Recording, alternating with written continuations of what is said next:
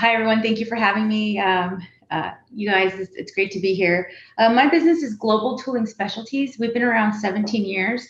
We're industrial suppliers. We focus primarily on the automotive industry. So if you think about everything you use to make a vehicle, but nothing that actually goes on the vehicle itself. So anything from safety equipment to tools to machine parts to any of the industrial equipment that you might have there. That's what we provide. And so we focus primarily on the automotive industry, but what we sell is universal to a number of different industries, from agriculture to food services to janitorial and oil and gas. And so we've been here in Laredo since September of 2006. And we've been able to increase our business size due to the proximity to the port and the fact that the majority of our customers are in Mexico.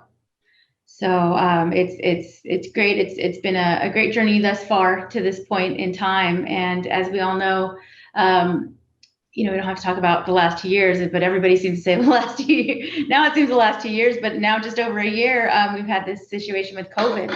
And one of the problems of so many that our business had to face was plant shutdowns, loss of revenue. And one of the solutions that the government provided was this Paycheck Protection Program. And so with these PPP loans, we thought, okay, great, we qualify, we could do this. Well, we had a hard time finding a bank that was willing to work with us. We have a longstanding relationship with our bank, and we have a relationship with some local banks. But we were in a transition period, and due to ownership, the original owner, my father, had passed away, and so there was a lot of legalities going on, and so there was some issues that some banks were taking with, they were more strict about it than others, and even those that we knew personally, they weren't able to help, and so it was really rough. We were getting ready to furlough. We're looking at what our options were, and there weren't many. And, I tapped into an amazing network that I have the pleasure and honor of being a part of. And I was able to find a solution through that. And so they linked me with a community fund. It's a CDFI, Community Development Fund Institution, financing institution. And through there, they understood where we were coming from. And we made sure we had all the proper paperwork and documentation to be able to move forward. And so that really introduced me in a moment of near crisis, the power of one's network. And I have my hands in a lot of different things. I am involved in a lot of different business associations locally and nationally, and throughout North America as well. And it was very interesting that this particular network was able to find that solution for me and help me with that. Like, really, the power of one's network, when you really have to test it, is really great to see that return on that investment in time. And if some networks require a membership fee. So that was the solution to my problem. Tell me a little bit about Alma. Were you already a member of this network, or did someone through word of mouth or say, hey, you should approach this and join? Break down how that happened. I'd love to tell you about this particular network I'm talking about. I just called it the network, but yeah, so it's actually called the Latino Business Action Network. We call it LBAN for short. And Latino Business Action Network is a nonprofit that joined forces with Stanford Graduate School of Business and Stanford University program. They created an education, it's called the Stanford Latino Entrepreneurship Initiative. And so I found out about this program through an email from one of the chambers in Texas. It was a Hispanic chamber. I can't recall exactly which one. But basically, you have to have the requirements to be a part of the Stanford Latino Entrepreneurship Initiative are Latino-owned businesses that generate $1 million or more in revenue.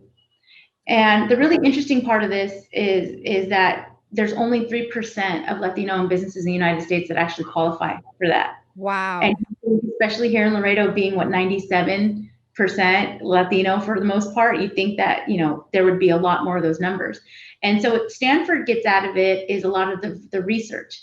And the research that they've been able to do through participants of this program has been used in debates on the political or the presidential campaigns, and anywhere from reporting nationwide and internationally.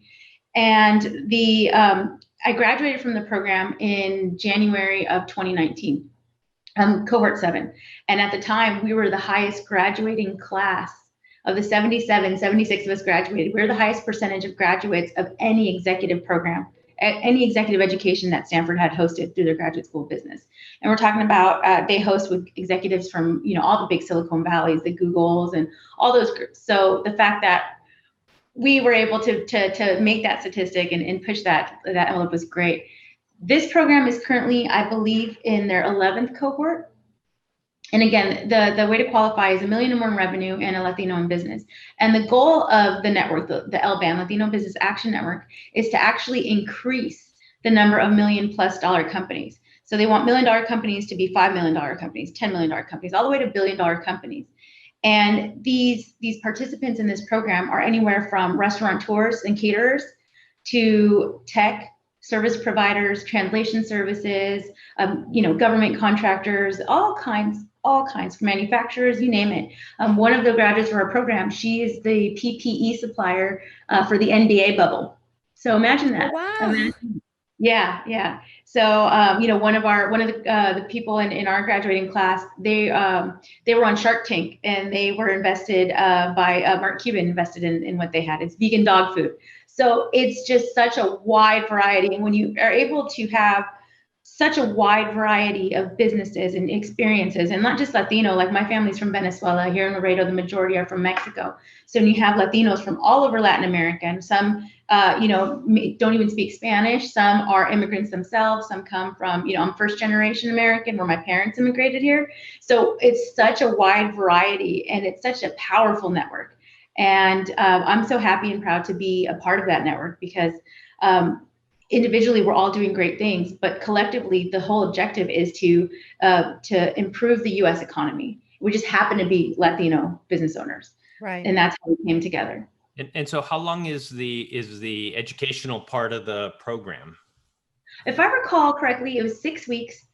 We were able, of course, in 2019 to attend a graduation weekend kickoff, a weekend kickoff in person at Stanford, and then everything else was online. And then we did a graduation weekend as well. Okay. Wow. Yeah. I think Mike's getting ideas. Gotta get to that $1 million. Yeah. Well, that's our goal. Well, let's do it.